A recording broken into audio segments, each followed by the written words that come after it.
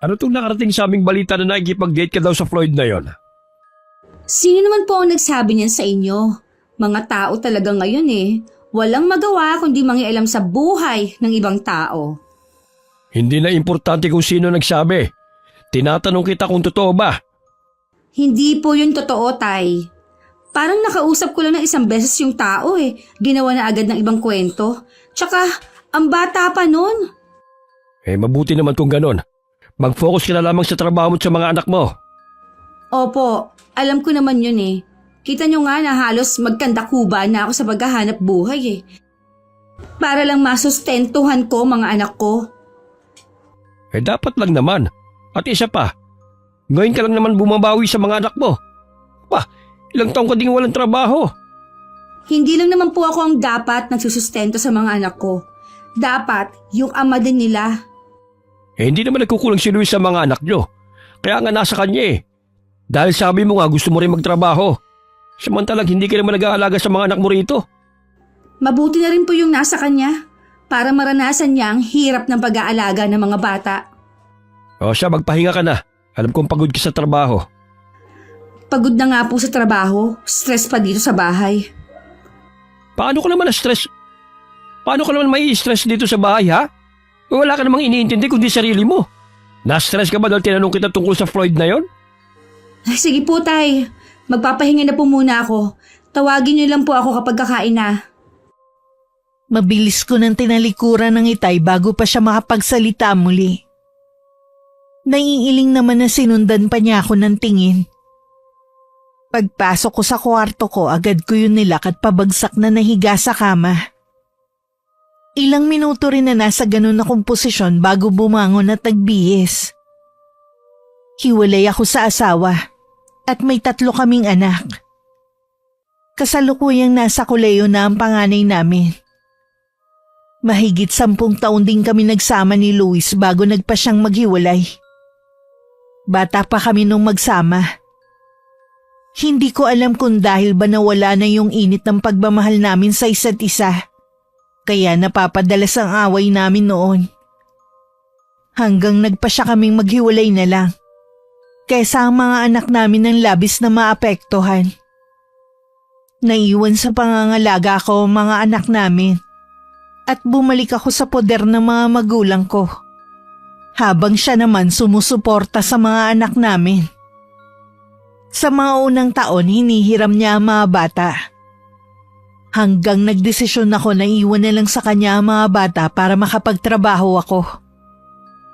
May 3 taon na rin ako sa trabaho ko bilang card dealer sa isang kasino. Mabuti naman at lumabas ka na ng kwarto mo. Pupuntahan na sana kita Kakain na po ba tayo? Oo, halika na rito. Fredo, lumapit ka na rin dito. Oo nga pala, LV. Tumawag ngayon si Miko. Tinatanong niya kung kailan ka daw magpapadala. Bakit po sa inyo pa tumawag ang batang yun? Paano daw hindi ka makontak? Masyado naman silang atat sa padala ko. Hindi sila maghintay. Aba, LV. Anak mo yung humihingi sa'yo ng pera. Hindi naman ibang tao. Alam ko naman po yun, pero sana naman huwag nila akong pigain kapag wala pa akong pambigay. Bakit hindi siya humingi sa papa niya? Sabi ng anak mo, mahigit 1 linggo na daw hindi nakakapasok sa trabaho ang tatay nila dahil napilayan. Wala pa akong sahod. Tsaka na ako magbibigay sa kanila. Di ba katapusan naman ngayon? Bakit wala ka bang sahod? Ano po bang magagawa ko? Wala pa pong pumapasok sa account ko na sahod. Ay nako, sige. Ako na lang muna ang bahalang magbigay sa apo ko. Ang mabuti pa, mamaya na kayong mag-usap. Hindi magandang pinaghihintay ang grasya. Maupo na kayo rito. Ito lang po bang ulam natin? Oo, iha. Pagtiyagaan mo na lang muna. At ilang araw na akong walang labada Ang tatay mo naman hindi rin makakapasada. Sinusumpong ang rayuma. Kung wala naman po pala kayong pera, anong ibibigay niyo sa apo ninyo? May naitatabi pa naman ako rito. Yun ang ibibigay ko muna. May pera naman po pala kayo Sana po bumili naman po kayo ng masarap-sarap na ulam ngayon. Anong gusto mo? Tikisin kong sarili kong apo, ha? Ano ba kayong dalawa? Nasa harap tayo ng pagkain. Gusto nyo bang magtampo ang grasya sa atin? Etong anak mo mula na magkatrabaho, naging maarte na ang dila. Ayaw nang kumain ng simpleng pagkain. Ikaw, LV, kung ano yung nasa hapag, yun ang kainin mo. Huwag ka na maging mapili sa pagkain. Sige po, Nay. Pasensya na. Tumungo na lang ako para hindi ko masalubong ang matalim na tingin sa akin ng Itay. Hanggang makatapos kami ng hapunan, hindi ako umimik pa. Hinayaan ko na rin ang inay ang magligpit ng pinagkainan namin. Pumasok na agad ako sa kwarto ko at kinuha ang bago kong cellphone na ilang buwan ko ring pinag-ipunan. Kinabukasan nagising ako na meron ng agahan na hinanda ang inay. Wala na rin sila sa bahay. Marahil na masada na ang Itay. Ang inay siguro naghanap ng pwede niyang pag-ekstrahan.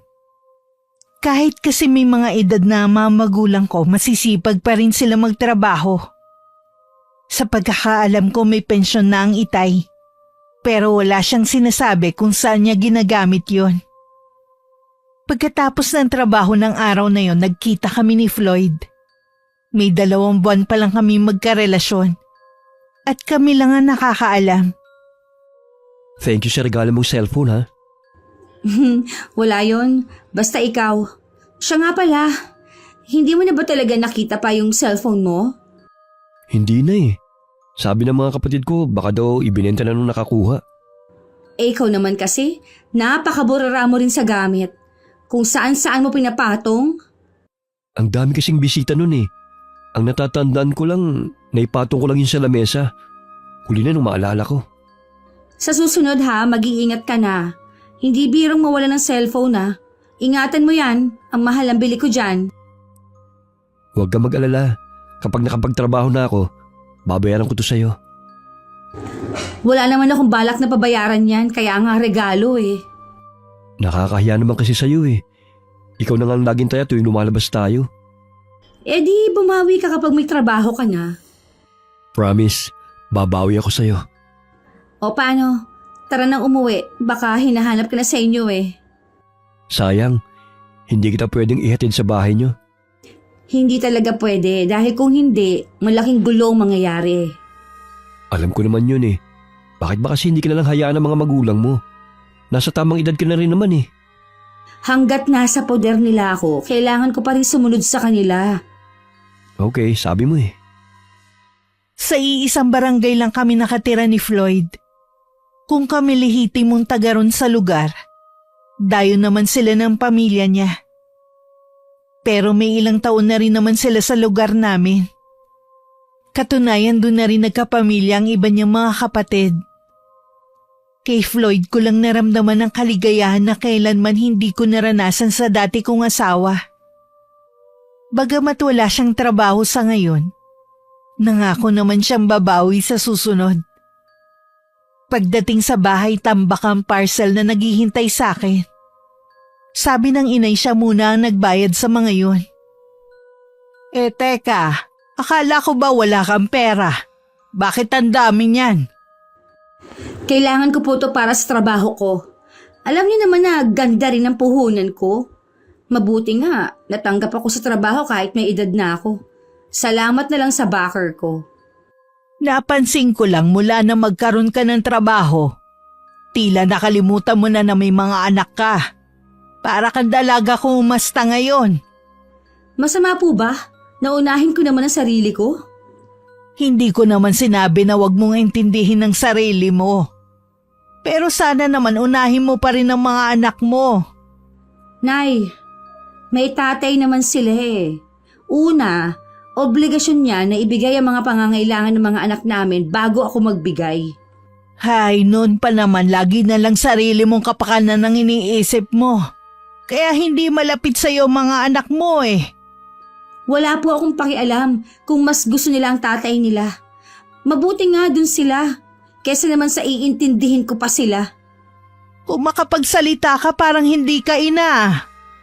Kung pwede ko nga lang ibalik ang nakaraan, mas pipiliin ko na lang na maging dalaga habang buhay. Kung tutuusin, hindi ka naman naghirap sa pagpapalaki sa mga anak mo noon. Dahil kami ng itay mo ang nag-aruga sa kanila. Nang dahil sa biglaan kong pag-aasawa nun, ang dami kong napalampas. Kasalanan ba namin ng itay mo kung maaga ka naglande, ha? Hindi ko naman kayo sinisisi Walang dapat sisihin dito kundi sarili ko. Kaya nga bumabawi ako ngayon Kaya nga lang may mga anak ka na. Hindi mo pwedeng lagi na lang uunahin ng sarili mo. Ilang beses ko po bang kailangan ipaliwanag sa inyo? Nandiyan naman si Luis para sa kanila Alam mong naaksidente si Luis. Kaya nga kailangan ka ng mga anak mo ngayon Tama na nga po, Nay. Pagod na po ako sa trabaho. Huwag niyo naman ako laging sermonan kapag uuwi ako. Pasensya ka na, Iha. Siya nga po pala. Hindi na ako maghahapunan. Kumain na ako sa labas. Nanlibre kasi ang katrabaho ko. Dinampot ko na ang mga parcel at saka ako pumasok sa kwarto ko. Ramdam ko naman ang pagsunod sa akin ng tingin ng inay. Dahil excited na akong tingnan ng mga in-order ko online, hindi na muna ako nagbihis. Damit at mga pampaganda ang mga yon. Nangingiti na lang ako habang isa-isa kong binubuksan ng mga yon. Pagdating ng itay, sinabi naman ng inay na hindi ako sasabay sa kanila sa pagkain. Hindi naman maipinta ang mukha niya nang idagdag pa ng inay ang tungkol sa mga parcel na dumating. Mas inuuna pa niya talaga ang pag-order ng kung ano sa online kaysa unahin ang pangangailangan ng mga anak niya. Yun nga ang sabi ko sa kanya. Kailangan daw niya yun para sa trabaho niya Lintik na trabaho yan. Sarili lang naman niya ang binubuhay niya Ewan ko ba riyan sa anak mo? Parang walang pagmamahal sa mga anak. Galing ako sa bahay ni Luis kanina. Binigyan ko ng pera yung mga apo natin. Siya nga pala. Kumusta na si Luis? Okay na naman siya Sa isang linggo, pwede na raw siya pumasok sa trabaho. Ay, mabuti naman kung ganon. Dahil tingin ko wala nang ibang maaasahan ng mga apo natin kundi ang tatay nila. Tatay na nga lang talaga nila. Nalaman ko ilang buwan na palang hindi nagbibigay si Elvis sa kanila. Sumbong pa ng mga apo natin Brinakgi mo sila ng nanay nila. Ano ka mo? Nagawa yun ni Elvie? Ay nako, sumusobra na talaga yung anak mo. Saan kaya napupunta ang pera niya? Hindi naman siya gumagastos dito sa bahay Malamang sa mga luho niya. O di kay may boyfriend niyang si Elvie lang hindi sinasabi sa atin. Baka kailangan nating kausapin si Elvie. Abay talagang kakausapin ko siya. Hindi pwedeng gawin niya ang asal niya rito sa pamamahay natin. Ang pakiusap ko lang sa'yo, sana daanin mo sa mahinahon ng pakikipag-usap sa anak natin. Paano ko hihinahon? Wala nang ginawang tama yung babaeng yan Daig pang senyorita dito sa bahay. Hindi man lang magawang mag-ambag Tapos hindi pa siya nagsusuporta sa mga anak niya. Ay, ang mabuti pa. Bukas mo na lang siya kausapin. Wala naman siyang pasok bukas Dapat nga ngayon Baka hindi ka rin niya harapin. Pagod din siya. Baka mamaya magsalubong lang ang init ng mga ulo ninyo. Ay nako, sige. Bukas na nga lang. Kinabukasan sinadya kong tanghali nang gumising. Wala naman kasi kung pasok ng araw na yon. Paglabas ko, nasa sala ang itay. Bahagya pa akong nagulat. Dahil akala ko maaga siya mamamasada ng jeep. Walang imik na nagtungo ako sa kusina. Nadatnan ko pa doon ang inay na inaayos ang mga pinamalengke. Pumasok muna ako sa banyo para maghilamos. Paglabas ko, sinabihan ako ni inay na kakausapin ako ni itay. Gusto niyo daw po akong kausapin? Galing ako sa bahay ni Luis kahapon. Nakausap ko yung mga anak mo. Blinak mo daw sila. Paano? Ang kulit-kulit nila. Kahit nasa trabaho ako, message na message Tawag ng tawag sa akin, nakakaabala na sila. Nakakaabala? Ano ko ba, LV? Mga anak mo ang mga yon. Natural lang natatawagan kanila. Wala naman silang ginawa kundi manghingi ng pere. Pagod na nga ako sa trabaho ko. Pwede mag-resign ka na lang kung napapagod ka na pala. Anong katwiran yan? Para ang hindi na ng mga apo ko ah. Bakit? Kapag po ba mag-resign ako sa trabaho ko, susuportahan niyo ako, ha? Hindi naman, di ba? Sapat lang sa inyo na kumakain tayo ng 3 beses sa isang araw. Ano ba gusto mo? Suportahan namin pati yung mga luho mo? Kaya nga po ako nagtatrabaho para mabili ko ang mga gusto ko. Kahit hiwalay na kayo ng asawa mo, pamilyado ka pa ring tao. Hindi tama yung inaasta mo. Unahin mo muna yung pangangailangan ng mga anak mo, bago yung sarili mo. Yun ang tungkulin ng isang magulang. Kaya nga po ibinigay ko na sila sa tatay nila para wala na akong responsibilidad.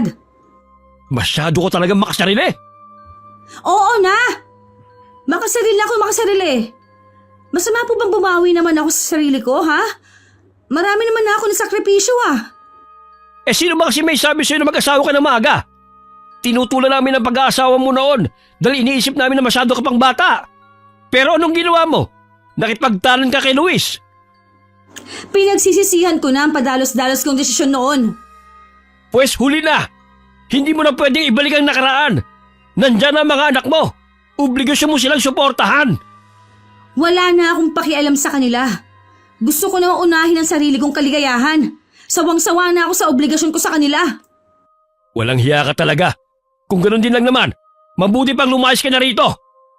Talagang aalis ako dito. Sawang-sawa na ako sa araw-araw ninyong paninerwan sa akin. Para akong batang walang sariling pag-iisip. Eh talaga namang wala kang pag-iisip eh. Tama ba ang ganyang mga katwiran ng isang ina? Ayaw nyo kasi akong intindihin. Bakit ko gagawin yon? Eh sarili mo lang iniisip mo. Gusto mo lagi ka na lang uunawain. Sobrang kitid ng isip mo. Kaya lumayas ka na rito. Talagang aalis na ako sa impyernong bahay na to. LV! Bumalik ka! Buksan mo tong pinto! Mag-usap tayo! Hayaan mo siya kung gusto niyang umalis. Mabuti nga yon. Mawawala ang isang palamunin dito. Ano ka ba naman? Sabi ko sa'yo kausapin mo ng mahinahon yung anak natin. Kita mo nga kung paano sumagot sa akin eh. Tapos literal niya nang tinatakwil ang mga anak niya. Anong klaseng ina siya? Kakausapin ko siya. Papaliwanagan. Baka kasi naiimpluwensyahan lang ng mga katrabaho kaya nagkakaganyan siya. Sa tanda ba naman niya? Nagpapa-impluensya pa siya? Ginusto rin niya yon. Wala rin naman siyang ibang pupuntahan eh. Kaya siguradong hindi rin siya aalis. Mabuti pang umalis siya para matuto siya sa buhay. Hindi yung matanda na siya sa atin pa rin nakasandal. Walang tigil sa pagpatak ang mga luha ko habang tumitipa sa cellphone ko. Nagchat ako kay Floyd na magkita kami sa tagpuan namin. Nagbihis na rin ako pagkatapos. Paglabas ko ng kwarto, wala ang mga magulang ko. Dahil namumugto ang mga mata ko, nagsuot na lang ako ng sunglasses. Nauna ako kay Floyd na dumating sa tagpuan namin. Ilang sandali lang dumating na rin siya. Agad ko siyang niyakap at umiyak ako sa dibdib niya. May ilang sandali rin bago ako tumahan at iginiya niya akong maupo muna sa kama. Isang maliit na kwarto yun na inuupahan namin tuwing nagkikita kami. Ano yung chat mo sa akin na pinapalayas ka na sa inyo ng tatay mo? Totoo. Pinapalayas na ako ng itay sa amin. Saan ka pupunta niyan? Kaya nga gusto kong magkita tayo ngayon para mapag-usapan ang problema ko. Pasensya ka na, mahal. Wala akong may tutulong sa'yo eh. Alam mo naman ang sitwasyon ko eh. Hindi ba ako pwede sa bahay niyo? Kung doon ka uuwi sa amin, baka malaman ng mga taong relasyon natin. Wala na akong pakialam pa. Ang importante sa akin, makaalis na sa bahay namin. Ang isa pa sa inaalala ko, marami kami sa bahay. Balik 3 pamilya ang nakatira doon. Wala na tayong mapipwestuhan kung sakali. Wala ka na bang naiisip na ibang paraan? Kung gusto mo umupa na lang tayo ng bahay. Pero ikaw magbabayad. Wala pa kasi akong naiipon ulit eh. Yung huling pera ko, ibinili ko ng cellphone mo. Yun naman pala Magtiis ka na lang muna sa bahay ng mga magulang mo. Pero hindi ko na kasi kaya eh. Sobra na kung pagsalitaan ako ng itay. Para akong walang sariling isip eh. Matanda na rin naman ang tatay mo eh. Malay mo isa sa mga araw na ito mamatay na siya. Di wala ka ng problema. Ano ka ba? Kahit ganun ang itay sa akin, hindi ko kailanman hiniling na mamatay na siya. Biro lang yun, ikaw talaga. Masyado kang seryoso. Hindi magandang biro yun. Ayoko na ulit magsasalita ka ng ganun sa tatay ko. Oo na, pasensya ka na. Huwag ka na magalit. Akala ko pa naman, matutulungan mo ako. Hindi naman pala. Alam mo naman na wala pa akong trabaho eh. Paano kita matutulungan? Magtitiis na lang siguro ako sa bahay ng mga magulang ko. Wala naman ako ibang mapupuntahan eh. Konting tiis lang. Kapag nakahanap na ako ng trabaho, ako mismo maghahanap ng apartment natin. Gusto ko na rin kasing umalis sa amin eh. Talaga? Oo naman. Kaya huwag ka nang umiyak. Tignan mo tuloy namamagana yung mga mata mo. Sige ka, papahangit ka niyan. Oo na, hindi na ako iiyak. Hindi muna ako agad umuwi sa amin. Kapag kasama ko kasi si Floyd, nakakalimutan ko ang lahat ng problema ko. Pakiramdam ko bumabalik muli ako sa pagkabata.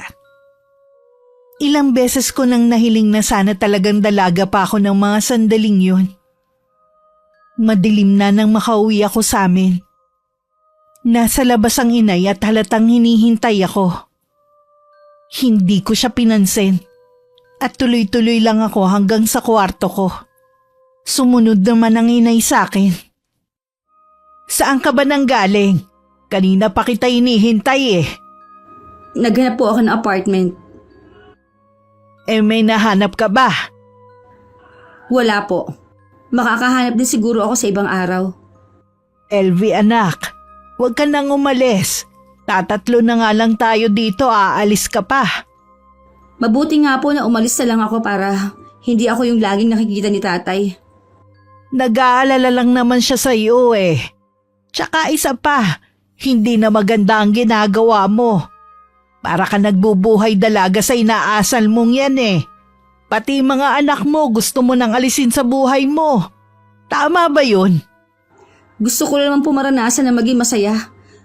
Wala naman po masama dun eh. Wala nga pero sana wag mong kalilimutan ng mga anak mo. Hindi naman po sila pababayaan ng tatay nila eh. Oo nga, nandun na tayo. Pero sana wag mo naman silang talikuran. Pasensya na, Nay. Pero buo na po ang desisyon ko. Pinuputol ko na po ang ugnayan ko sa kanila. Elvie, talaga bang kaya mo silang itakwil para sa sinasabi mong kaligayahan? Para hindi nyo na ako mapakialaman pa, aalis na lang ako dito. Hindi mo kailangang umalis, dumito ka na lang. Pero sana matauhan ka rin balang araw. Kausapin nyo rin ng tatay. Huwag na kamo niya akong pakikialaman pa. O sige, kung yan ang gusto mo. Bakas pa rin kay inay ang hindi pagkapaniwala sa mga sinabi ko. Naguguluhan na lumabas siya ng kwarto. Ako naman nahiga na lang. Kumain na rin naman kami ni Floyd sa labas, kaya hindi na ako maghahapunan. Natulog na lang ako na may ngiti sa labi. Kinabukasan tanghali na ako nagising. Alauna pa naman ang pasok ko sa kasino. Nadatnan ko pa ang mga magulang ko sa sala. Hindi ko na lang sila pinansin pa. Nang mga sumunod na araw, nagpasya kami ni Floyd na wag nang itago ang relasyon namin. Madalas na kaming makita ng mga tao na magkasama. Alam ko na nakarating na rin yun sa mga magulang ko. Baka naman chismis lang yun. Hayaan nating si Elvie ang magkumpirma kung totoo nga ang tungkol sa kanila ng lalaking yon. Sigurado namang itatanggi lang yun ni Elvie. Bakit kaya sa dami ng mga lalaking pwede niyang gustuhin eh? Kay Floyd pa siya nagkagusto. Nako, nung una pa lamang nang umugong ang balita tungkol sa kanila, pinapaamin ko na siya. Pero todo tanggi siya.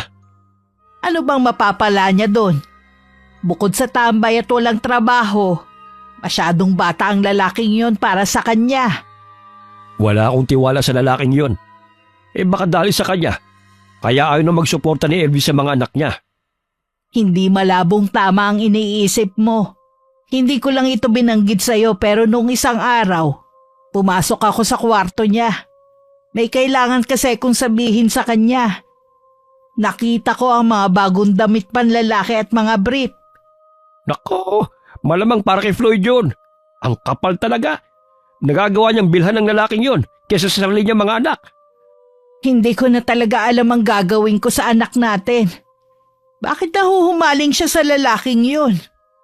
Kakausapin ko siya pagdating niya mamaya. Mabuti pa nga. Hindi ko na rin gusto ang ginagawa niya eh.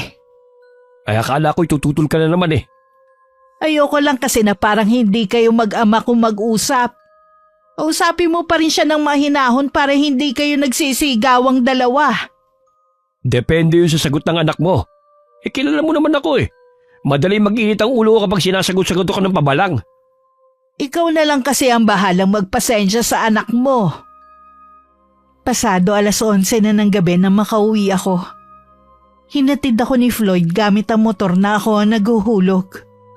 Humalik pa ako sa pisngi niya bago niya pinatakbo ang motor palayo. Hinintay ko munang makalayo ang boyfriend ko bago ko pumasok sa loob ng bahay.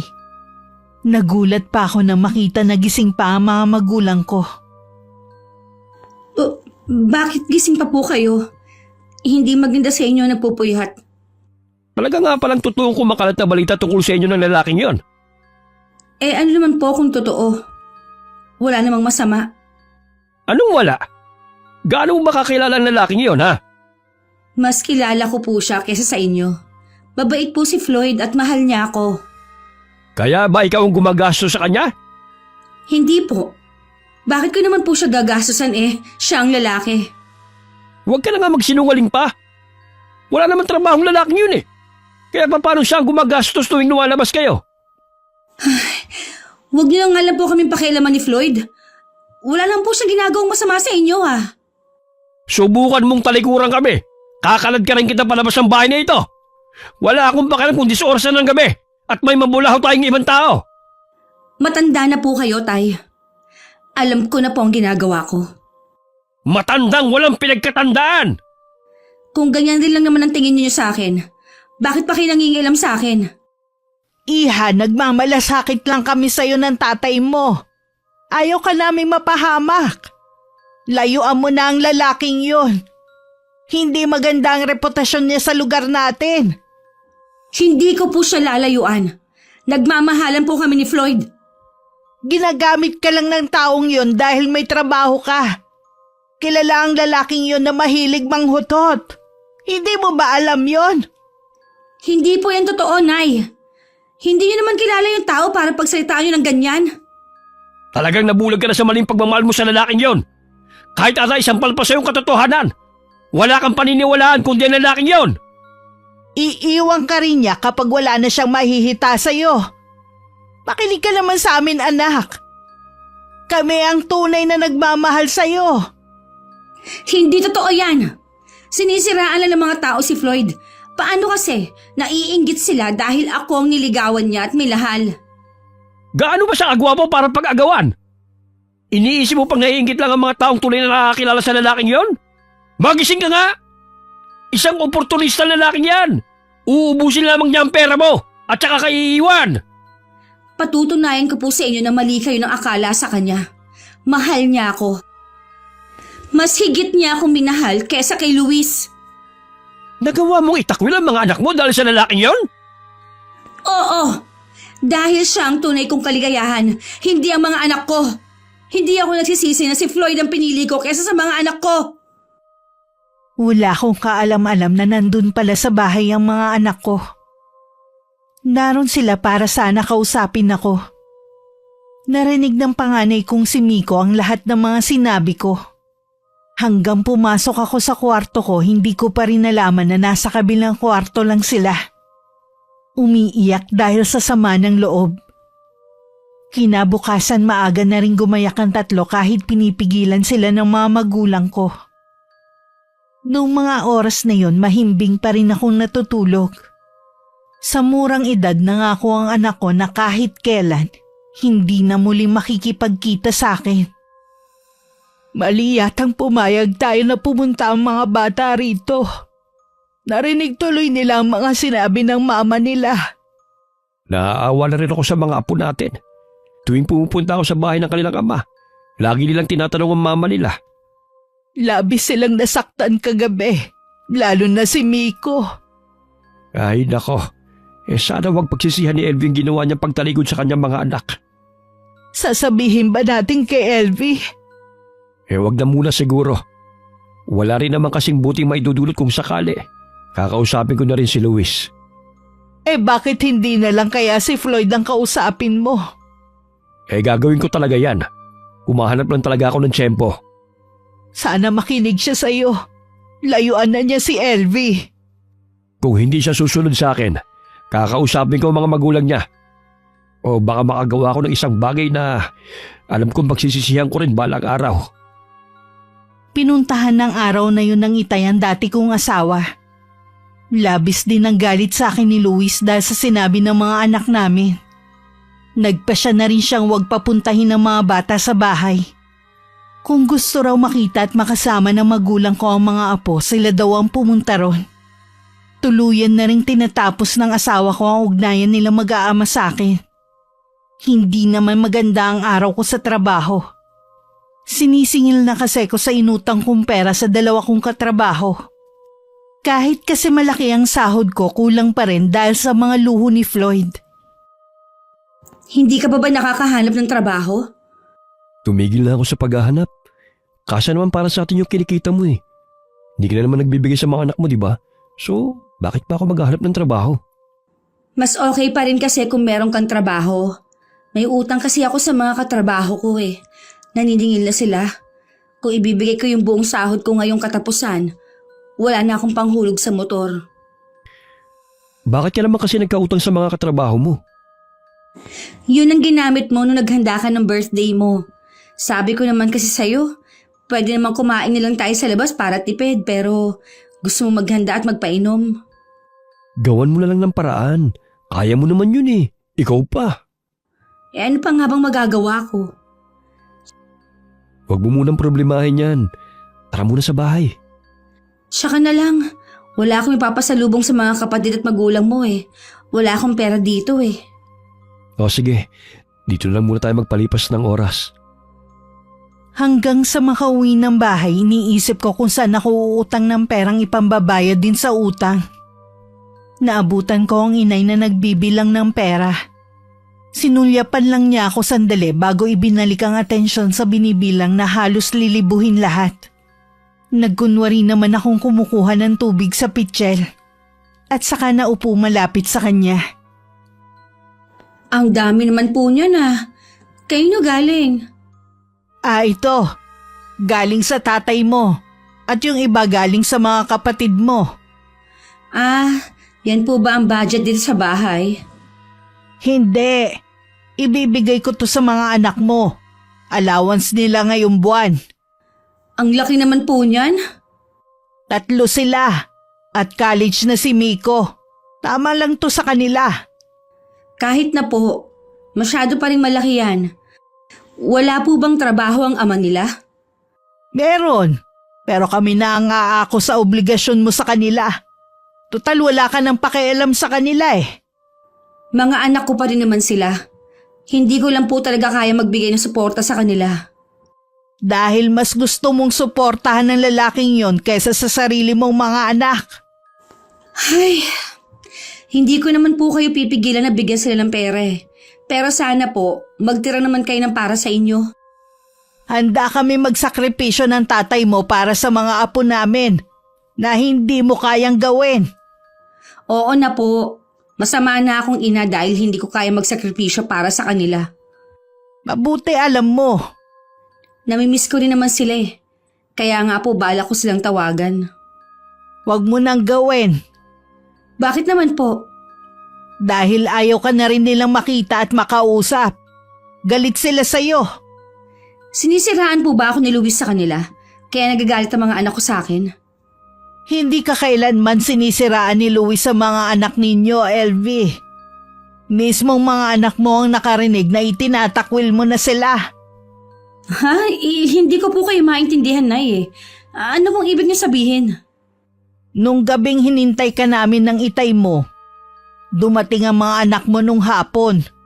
Sabik na kasi silang makita ka at mayakap.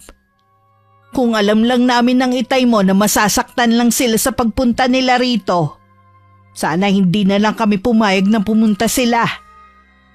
Bakit hindi niyo po sinabi agad sa akin? Eh di ba wala ka namang pakialam sa mga anak mo? Bakit pa namin sasabihin sa'yo? Nay naman. Ay, o paano? Ikaw na munang bahala dito sa bahay. Pupuntahan ko muna ang mga apo ko. Nang makaalis ang inay, agad kong tinawagan si Floyd. Sinabi kong may dalang pera ang inay at papunta sa bahay ng dati kong asawa. Buong maghapon akong hindi mapakali. Alam kong kasalanan ang ginawa ko. Pero desperada na talaga ako kung saan kukuha ng pera. Nangako naman si Floyd na hindi niya sasaktan ang inay. Hanggang gumabi na hindi pa rin bumabalik ang inay. Tinawagan ko na lang si Floyd para kumustahin na naging lakad niya. Ayos naman daw. Bukas na lang daw kami magkita. Itatanong ko sana ang kalagayan ng inay nang makarinig ako ng tunog ng jeep. Nagpaalam na agad ako kay Floyd. Pagsilip ko sa labas ng bintana, ang itay ang dumating. Inaalalayan niya ang inay sa pagbaba sa sasakyan. Hinintay ko na lang silang makapasok. Nay, bakit ngayon lang po kayo? Ikuha mo muna ng tubig ang nanay mo. May masamang nangyari sa kanya kanina. Teka lang po, kukuha lang ako sa may kusina. Maupo ka muna dyan. Huwag mo na rin isipin yung nangyari. Paanong hindi ko iisipin? Malaking halaga ang nawala sa atin. Wala na tayong magagawa pa. Ang mahalaga, hindi ka nila sinaktan. Heto na po ang tubig niyo, Nay. Ano po bang nangyari? Bakit ngayon lang kayo? Na-hold up ang nanay mo. Natangay lahat ng perang dala niya kanina. Ho? Nakilala niyo po ba kung sino ang humold up sa inyo? Hindi. Nakatakip ang mga mukha nila. Ayaw ko sanang ibigay kaso tinutukan ako ng balisong. Kaya napilitan na akong ibigay. Tama lang po ang ginawa niyo. Delikado po kung hindi niyo binigay. Pero para sa mga anak mo ang pera na yun. Wala na tayo magagawa pa. Naiintindihan naman ng mga apo natin ang nangyari. Sabi nga nila mas mahalaga na ligtas ka. Naiblatter niyo po ba? Oo, galing na kami sa police station kanina. Pagkagaling namin sa ospital. Tumaas kasi ang dugo ng nanay mo Kaya dun siya isinugod nung nakakita sa nangyari. Ay, salamat naman po at wala nangyari sa inyo. Pero yung perang nawala. Pera lang naman po yun. Pwede pa yung mapalitan. Tama ang anak mo. Mabuti pa magpahinga ka na. Samahan mo na siya sa kwarto niya, LV. Ako na lang bahala magsara ng bahay. Halina po kayo, Nay, sa kwarto niyo. Naiwan naman ng itay na iniisip ang nangyari. Nagtataka lang kasi siya kung paano nalaman ng mga kawatan na may dalang pera ang inay. Samantalang simple lang ang ayos nito at hindi iisipin na may perang dala kanina. Inilak na lang niya ang pinto at mga bintana at saka sumunod na sa kwarto nila ng inay. Kinabukasan maaga kong gumayak. Mamaya pa naman ang pasok ko. Pero bala ko muna makipagkita kay Floyd. Nadatnan ko na siya sa tagpuan namin habang nasa kama ang perang nakuha niya kay inay. Tsak niyo bang walang nakakilala sa inyo? Oo naman. Nanay mo nga hindi kami nakilala Ay, mabuti naman kung ganun. Ayan wala ka ng problema. Mababayaran mo na mga utang mo sa mga katrabaho mo. Oo nga. Teka, bakit bawas na to? Siyempre binigyan ko si Omar. Baka mamay kumanta pa yun Diyari tayo pareho. Sana binigyan mo na lang ng pang-inom yung tao. Yun na nga sanang gagawin ko kaso gusto pere. Kaysa naman sa isumbong tayo, di pinagbigyan ko na. Ano nga pala ang ginamit yung motor? Di itong motor ko. Alangan naman ang umarkila pa tayo ng ibang motor. Di magbabayad pa tayo. Ha? Paano kung makilala yan ng inay at iba pang nakakita? Huwag ka mag-alala. Tinanggal ko ang plate number niyan bago namin hold upin ang nanay mo. Papasok pa ako sa trabaho. Oh, ito ang parte mo. Kailangan ko na umalis. Huwag mo na muna akong ihatid. Okay, bye. Sabihan mo lang kami kung meron ka pang trabahong ipapagawa sa amin ni Omar, ha? Wala na akong ipapagawa. Huli na to. Kaya ako lang naman nagawa ang bagay na to dahil desperada na ako eh. Sige, sabi mo eh. Ingat ka sa pagpasok mo sa trabaho, ha? Pagdating ko sa trabaho, nakaantabay na agad sa akin ng dalawa kong katrabaho. Hindi na maipinta ang mga mukha nila nang makita ko. Mabuti na lang dala ko na ang perang pambayad sa kanila. Agad ko na rin yun inabot sa kanila. Akala ko magkakaroon na ako ng katahimikan. Hindi pa pala. Magtatanggalan sa trabaho namin. Ang dahilan kailangan daw ng mga bagong mukha. Kinakabahan ako dahil pakiramdam ko, isa ako sa mapapalitan. Pagdating sa bahay, naabutan ko ang inay na kinakausap ng itay. Ano pong nangyari kay inay? Bakit po siya umiiyak? Iniisip pa rin niya ang nangyari. Akala ko pa naman kung ano na. Madali kasing sabihin yan dahil hindi ikaw ang ninakawan. Nay, wala naman po kasi tayong magagawa pa. Tapos na yun. Kalimutan lang natin. Palibhasa kasi alam mong para sa mga anak mo yon, kaya wala kang pakialam. Siguro mas natutuwa ka pa na hindi na pakinabangan ng mga anak mo ang pera. Nay naman, ganun ba talaga kasama ang tingin niyo sa akin? Parang pera lang nagkakaganyan na kayo. Bahala na nga kayo. Baka naman magkasakit ka niyan. Tumaas ang alta presyon mo. Hindi naman kasi biro na mawalan ng pera eh. Pinaghirapan mo yon at ng mga anak natin. May sasabihin ako. Baka gumangang pakiramdam mo. Ano naman ang sasabihin mo? Tumawag si Norman. Naikwento ko ang nangyari. Wala ka kakong tigil sa pag-iyak dahil sa nawalang pera na yon. Sabi ng anak mo, papalitan na lang daw niya. Naku, nakakahiya na sa anak natin. Anong nakakahiya? Anak naman natin yun. Kaysa naman damdamin mo ng husto. Ewan ko ba? Parang ayoko nang humawak ng malaking halaga. Na-trauma na yata ako. Di ako na lang ang hahawak kung ayaw mo. Ay, ikaw nang bahala. Basta ayoko na talagang humawak ng pera. Malaking tulong din ang perang ibibigay ni Norman sa mga apo natin. Lingid sa mga magulang ko, narinig ko lahat ang pinag-uusapan nila. Si Kuya Norman ay ang kapatid kong nagtatrabaho sa Korea. May pamilya na siya doon at bihira na lang umuwi dito sa amin. Mula pagkabata, hindi na kami magkasundo, kaya hindi rin kami gano'n nag-uusap. Hindi ko maiwasang makaramdam ng inis sa narinig. Parang gusto kong magselo sa mga anak ko na balak padalhan ng kapatid ko. Samantalang ako ni minsan, hindi nabigyan kahit isang Korean won.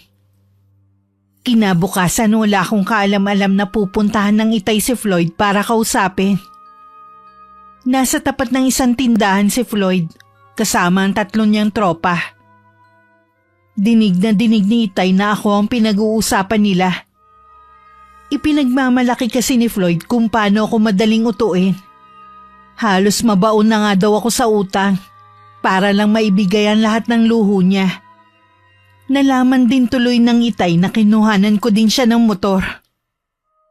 Hayop ka?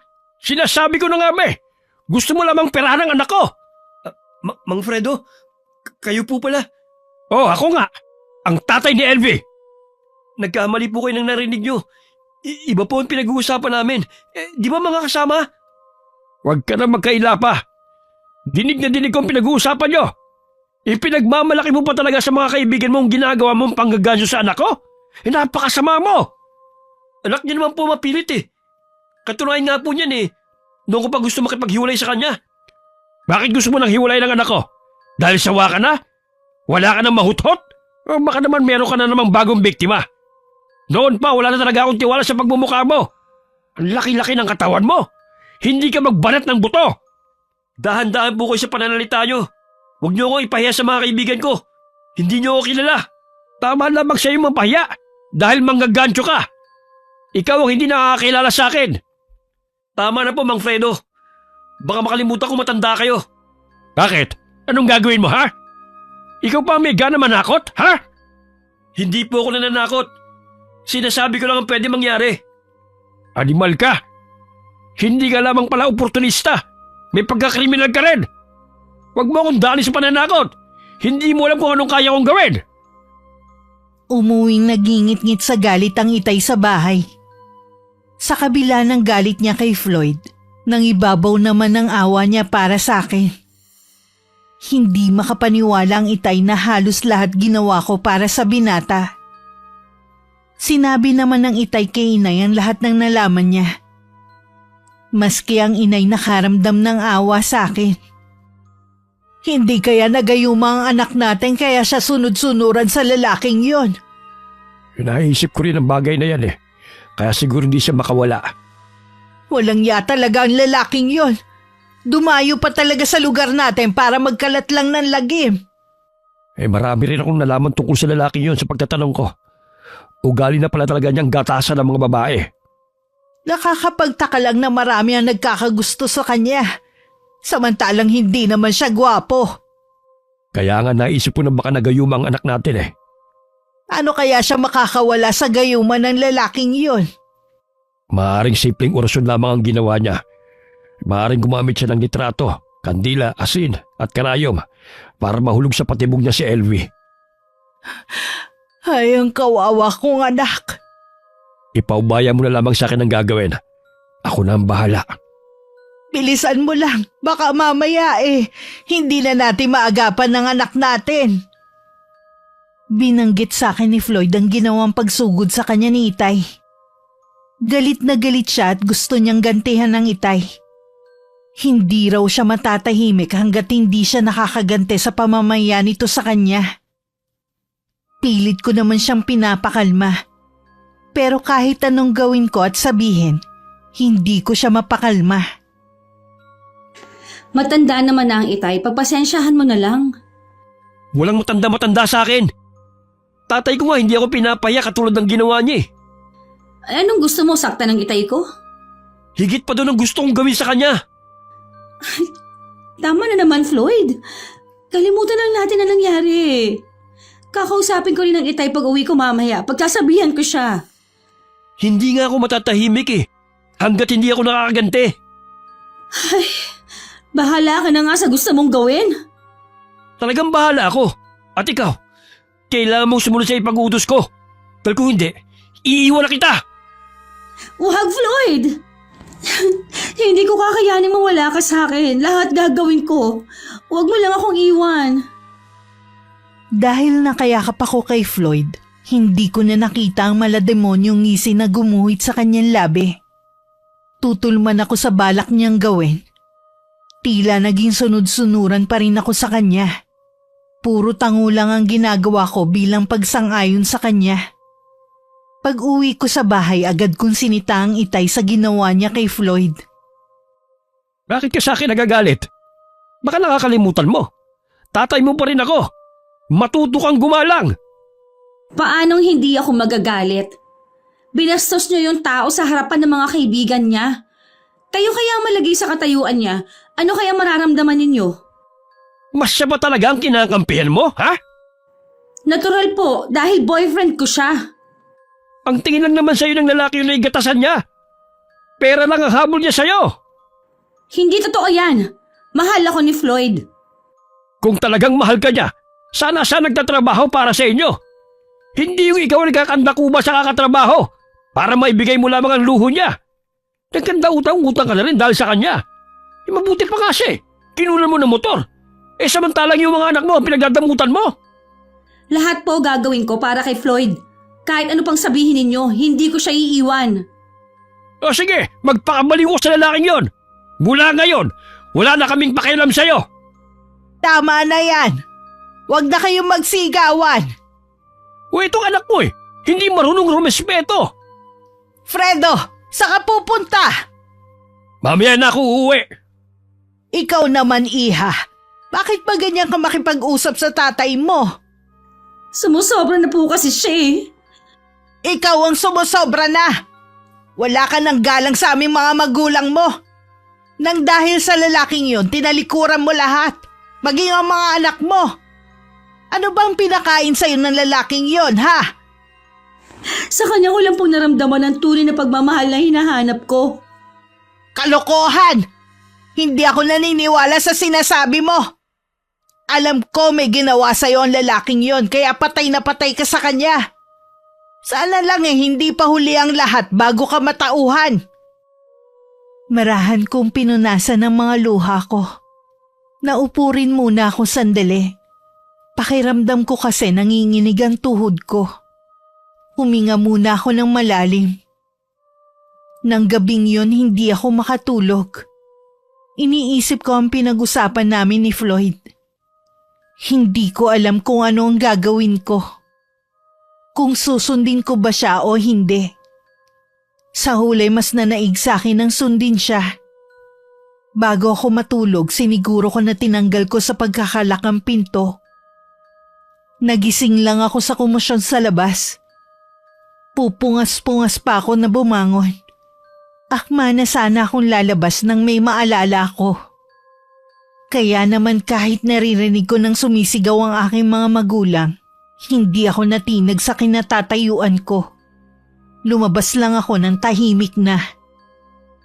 Nay! Tay! Ano po nangyari? Nilooban tayo, LV. Sinimot nila ang perang pinadala ng Kuya Norman mo at yung ipon ng tatay mo sa pamamasada. Binugbog pa nila ang tatay mo. Ho! Ayos na po ba kaya, Tay? May sugat po kayo? Ayos lang ako. Nasaksak ko naman ng gunting ang isa sa kanila. Ilan po bang ang loob sa atin? 2 sila. May palagay ako na taga rito lamang ang mga yon. Hihingi po muna ako ng tulong sa mga kapitbahay natin. Huwag ka munang lalabas. Baka nandyan pa sila. Tumawag ka na lang sa cellphone mo. Sige po. Teka lang. O saan ka pupunta? Gusto ko lamang makita ang pinto. Nagtataka lang ako kung paano sila nakapasok ng bahay natin. Mga eksperto ang mga yon. Siyempre marami silang paraan. Hindi lamang yon. Parang alam kagad nila kung saan nakalagay ang pera natin. Basta na lamang sila dumiretso sa ilalim ng kama. Hindi na sila naghanap sa ibang drawer. Oo nga no. Parang kabisado nila kung saan nakatago ang pera natin. Tay! Nay! Parating na po ang mga barangay tanod dito sa atin. Sila na raw ang bahalang tumawag ng mga pulis. Salamat naman kung ganon. Magtitimpla na muna ako ng kape natin habang naghihintay sa pagdating nila. Napansin ko na malalim ang iniisip ng Itay. Hindi ko na lang siya pinansin. Ang mahalaga sa akin, hindi sila sinaktan ni Floyd. Ilang sandali pa tinawag na kami ng inay sa kusina. Habang nagkakape, dumating rin naman si Kapitan at mga tanod. Sa pagkakarinig ko, hinala ng kapitan namin at ng Itay, taga rito lang din ang nanloob sa amin. Hindi ko tuloy maiiwasang hindi kabahan para sa kaligtasan ni Floyd. Nang mga sumunod na araw, hindi ako mapakali. Puro palpak tuloy ang ginagawa ko sa trabaho. Kanina ko pa rin tinatawagan si Floyd pero hindi siya sumasagot. Pag-uwi ko sa bahay, sinalubong ako ng sampal ni Itay. Tay? Bakit niyo ako sinampal? Nagawa mo pa talagang umuwi rito? Pagkatapos ng ginawa mo? Hindi ko po kayo maintindihan. Ano po bang nangyayari? Nay, ano po bang sinasabi ng Itay? Umayas ka rito. Wala akong anak na kasing sama mo. Paano mo nagawa sa amin to? Paano? Hindi ko nga po kayo naiintindihan eh. Ano bang ginawa ko sa inyo? Nasa ospital ngayon si Omar. Nag-aagaw buhay dahil sa tetano. Umamin na sa kanyang ama na barangay tanod. Ikaw raw ang mastermind sa pagnanakaw sa amin. Tay, hindi po totoong sinasabi ni Omar Nagkakamali po kayo. Maniwala kayo, Tay. Tama na! 2 beses mong pinagnakawan ng mga anak mo. Nasa matinong pag-iisip ka pa ba, ha? Tay! Nay, maniwala po kayo. Hindi ko kayang gawin yun. Sa kabila ng ginawa mo sa amin, hindi pa rin namin kayang ipakulong ka. Kaya mabuti pang umalis ka na lang dito. Hindi namin kayang makasama ka pa sa iisang bubong. Pati ba naman kayo, Nay? Umalis ka na. Bago pa magbago ang isip ko. Wala po ako mapupuntahan. Sumama ka sa lalaking yun na lagi mong pinagtatanggol. Wala na kaming pakialam. Kahit na ano pang gawin mo sa buhay mo. Tay! Huwag niyo po akong palayasin. Maawa na kayo. Huwag mo nang hintay na kalad ka rin pa kita. Nay, tulungan niyo naman ako. Hayaan mo siya, Rosie. Mula ngayon, hindi na natin siya anak. Kahit anong pagmamakaawa ko, hindi na ako pinakinggan ng mga magulang ko. Wala na akong nagawa kundi mag-alsabalutan. Nang lingunin ko ang inay, nakatungo lamang siya habang tahimik na lumuluha. Malayo na ako sa bahay namin nang i-check ko ang cellphone ko. Ilang beses na palang tumatawag sa akin si Floyd. May mga chat din siya sa akin. Tinawagan ko siya para magkita kami. Pahamak talaga yung Omar na yan eh. Sana matuloy na siya sa ospital. Hindi na ako maaaring bumalik sa amin. Tuluyan na akong pinalayas sa mga magulang ko. Ano pa nga ba magagawa ko? Dito ka muna sa bahay. Magtiis ka na lang sa ingat baho dahil maraming bata ron. Ayos lang. Kesa naman sa kalsada ako matulog. Kapag nakaipon na ako pwede naman tayong umupa. Oo naman. Kaunting tiis lang naman eh. May iba nga pala ako. Hindi ba magsasampa ng kaso ang mga magulang mo? Hindi na. Dahil ayaw nila na pati ako makulong. Mabuti naman kung ganun. Tara na sa bahay. Ilan ba mga gamit mo? Oo. Ito na lahat. Hindi pala ganun kadali na tumira sa bahay ni na Floyd. Ibinigay na sa amin ng mga magulang niya ang kwarto nila para sana may privacy kami. Pero labas-pasok pa rin ang mga bata at mga kapatid niya. Kahit natutulog kami, wala silang pakialam. Wala rin akong maayos na tulog. Lagi rin nawawala ang mga gamit ko.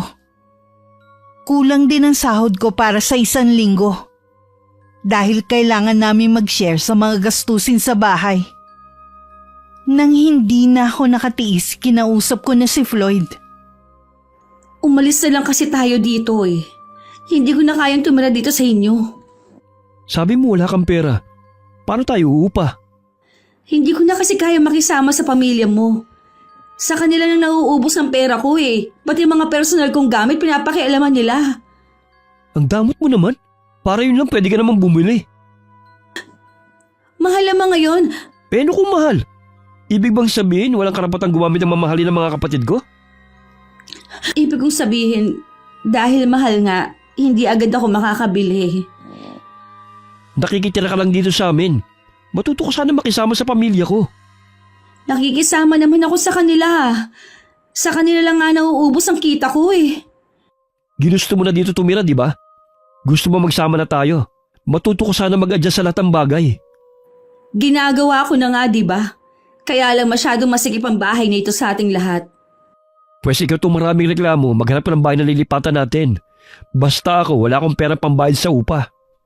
Hindi na nga rin ako makaipon dahil kada uuwi ako dahil walang pagkain dito sa bahay nyo. Ano, pamilya mo na lang bang bubuhayin ko?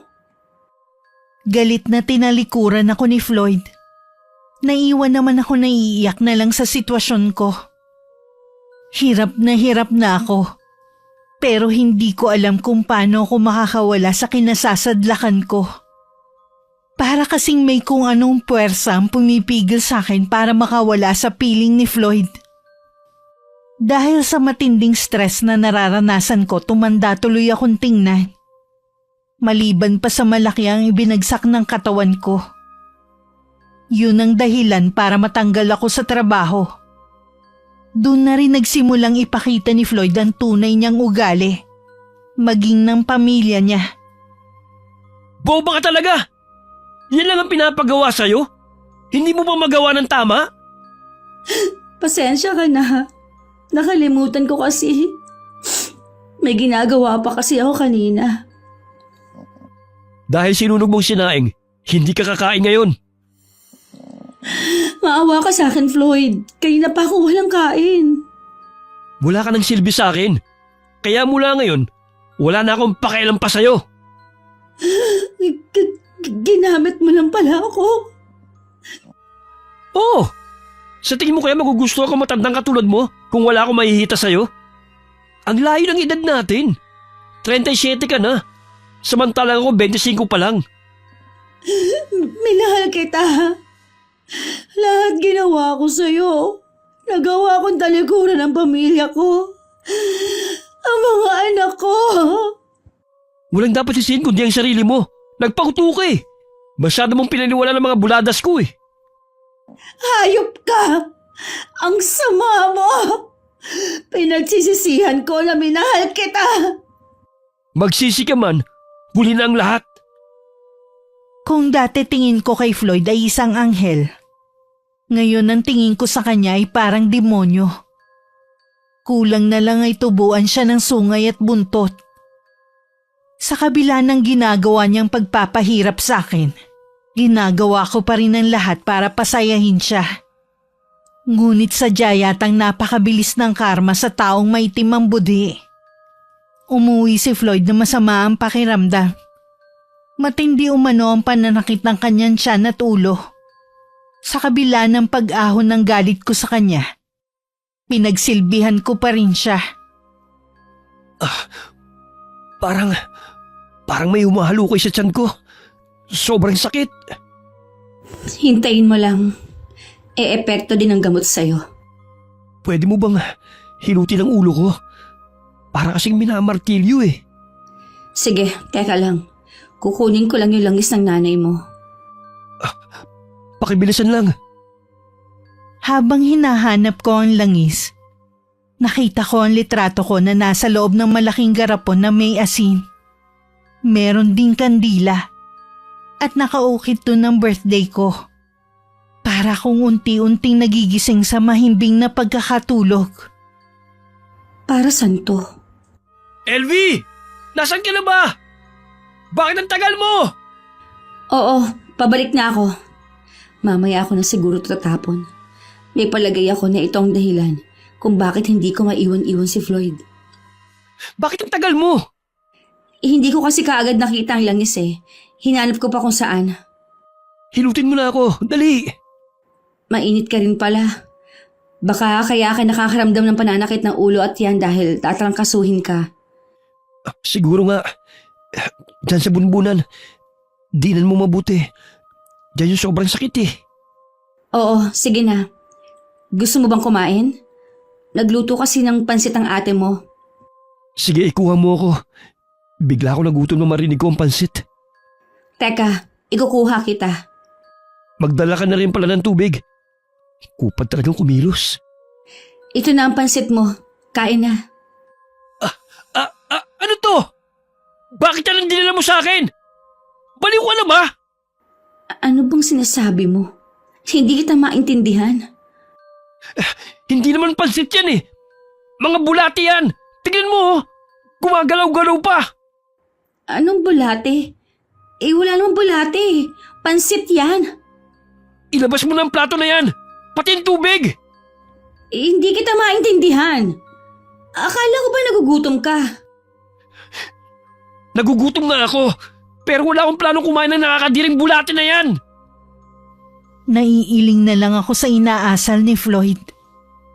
Inilabas ko na lang ang plato ng pansit at tubig. Hindi rin muna ako bumalik. Kinuha ko ang garapon na kinalalagyan ng litrato ko. Tinapon ko rin ang laman na asin sa garapon at binali ko ang kandila. Nang binalikan ko si Floyd, namimilipit siya sa sakit ng tiyan. Pero ni konting awa wala na akong maramdaman. Natitiyak ko ring binabarang ang binata. Nang gabing yun tinubuan na rin ng napakaraming sugat sa katawan si Floyd. Nag-umpisa yun sa bukol hanggang kusang nabutas at naglabasan ng kasing laki ng butil ng bigas ng mga uod. Hindi pa ba dumarating ang inay? Hindi pa eh. Saan ba siya nagpunta? Sabi niya manghihingi siya ng tulong para madala ako sa ospital. Sa tingin ko, hindi doktor ang kailangan mo, kundi magaling na albularyo. Bakit albularyo? Dahil hindi pangkaraniwan ang sakit mo. May bumabarang sa'yo, Floyd. Hindi totoo yan. Hindi ako binabarang. Paano may papaliwanag ang biglang pagtubo ng mga sugat mo sa katawan, ha? Yung mga uod na naglalabasan sa katawan mo. Sino kaya may gawa nito sa akin? Hindi ko alam. Sa dami ng mga nagawa mong kasalanan, mahirap nang hulaan kung sino. Tulungan mo ko, LV. Humanap pa ng albularyo. Saan naman ako hahanap? Bahala ka! Gamitin mo yung utak mo! Huwag mo akong masigaw-sigawan, ha? Huwag mong kalilimutan na malaki ang utang mo sa akin. Ano ba yung sinasabi mo? Hoy, baka nakakalimutan mo. Nasa mamamahay ka namin. Hindi ko nakakalimutan. Pero ikaw, mukhang nakalimot na. Nakalimutan mo na kung hindi dahil sa akin, hindi mo mararanasan kung paano guminhawa ang buhay mo. Kailan mo pa ako sinumbutan ng mga ginawa mo sa akin? Mula nang mawala ang bisa ng gayuma mo sa akin. Ha? Paano mo nalaman? Paano ko nakawala? Nakita ko lang naman ang litrato ko sa isang garapon na puno ng asin. LV, hayaan mo ko magpaliwanag. Mahal naman talaga kita eh. Hayaan mo, kapag gumaling ako, babawi ako sa'yo. Kung gagaling ka pa. Alam mo siguro kung sinong bumabarang sa akin, oh. Tulungan mo ako, LV! Parang may kung anong gumagalaw sa loob ng tiyan ko. Parang binubutas ito. Kulang pa yan sa lahat ng ginawa mo sa akin at sa magulang ko. Hindi kaya mga magulang mo may kagagawa nito? Magsabi ka ng totoo. Wala sa lahi namin ang mambabarang, kaya wag mo kaming pagbibintangan. Naalala ko na. Pinagbantaan ako ng tatay mo noon. Natitiyak ko may kinalaman sa mga nangyayari sa akin ngayon. Mabuting tao ang tatay ko. Walang maniniwala sa'yo. Naputol ang pag-uusap namin ni Floyd nang dumating ang kanyang ina na may kasamang manggagamot. Sabi nito wala silang pera para madala siya sa ospital, kaya naghanap na lang siya ng albularyo. Kinumpirma nga ng matandang manggagamot na may bumabarang sa binata. Nang gabing yun sa huling pagkakataon, kinausap ko si Floyd para magpaalam. Sa kabila ng mga ginawa mo, hangad ko pa rin na gumaling ka. Bakit? Dala mo mga gamit mo. Babalik ka na ba sa mga magulang mo? Wala na akong mukhang ihaharap sa kanila eh. Magpapakalayo-layo na lang siguro ako. LV, mapapatawad mo pa ba ako? Oo naman. Ayoko rin kasing mabuhay ako sa puro galit. Mas matinding karma bumalik sa akin. Baka mamatay na ako. Mukha namang magaling ang matandang albularyo na gumagamot sa'yo. Manalig ka lang. Gagaling ka rin. Matagal na akong nakalimot sa kanya. Papakinggan pa kaya niya ako kung tatawag ako sa kanya? Oo. Basta galing sa puso mong sasabihin mo sa kanya. Oo. Hindi ka na ba talaga papapigil pa? Hindi na. Kapag gumaling ka na, magbago ka na sana. Huwag mo nang balikan ang mga masasama mong gawain dati. Makakaasa ka. Babaguhin ko na ang buhay ko. Nang gabing yon nilisan ko na ang bahay ni na Floyd. Dumaan pa ako sa bahay ng mga magulang ko. Mula sa malayo tanaw ko sa bukas na bintana ang mga anak ko. Masaya silang lahat. habang ako'y nagdurusa dahil sa mga mali kong nagawa. Umiiyak na naglakad na ako palayo sa lugar na yun. Kinabukasan kahit hirap sa paglalakad, nagtungo si Floyd sa bahay ng mga magulang ko kasama ang isa niyang kapatid. Walang emosyon naman na hinarap siya ng itay. Habang hindi naman makatingin ang inay dahil sa nakakadiring itsura ng lalaki. Nandito po ako para personal na humingi ng tawad sa inyo. Alam ko pong walang kapatawaran ang ginawa ko. Pero sana mahanap niyo pa rin sa puso niyo ang pagpapatawad sa akin. Mukha namang totoo yung paghingi mo ng tawad. Sino ba naman kami para ipagdamot sa yung bagay na yon? Salamat po. Meron pa po sana akong sadya sa inyo. Ano yon? Huwag na po kayong magalit kay LV. Wala po siyang kasalanan. Kaya lang po siya naging sunod-sunuran dahil ginayuma ko po siya. Noon pa may hinala na kami tungkol sa bagay na yan. Umalis na po siya sa bahay. Nag-aalala lang po ako sa pwede mangyari sa kanya. Baka pwede niyo po siyang hanapin. Fredo, ang anak natin! Hanapin natin siya, baka kumapano siya! Oo, Rosie. Hahanapin natin si LV. At ibabalik natin siya rito sa bahay. Ikaw naman, iho. Umuwi ka na sa inyo. Magpahinga ka na muna. Bukas na bukas rin, gagaling ka na. Alam kong naiintindihan mong sinasabi ko. Opo. Opo, Mang Fredo. Salamat po. Uuwi na po kami. Fredo, magtapat ka nga. Ikaw bang dahilan kung bakit ganun ang kalagayan ni Floyd? Gusto ko lang naman siyang turuan ng leksyon.